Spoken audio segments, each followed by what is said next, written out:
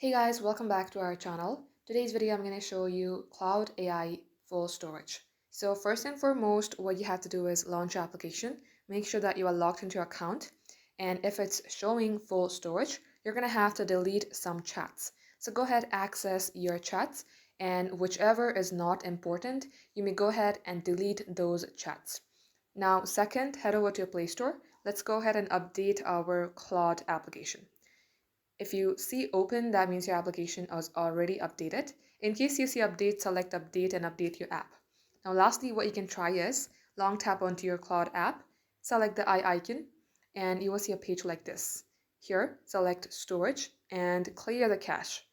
And if you remember your credentials like your email and password, I also recommend you to clear the data. Read all these, select delete. Come back onto App Info page, force stop your application, select OK. Then go ahead, restart your device, and again launch your Claude, get logged into your account, and it will work.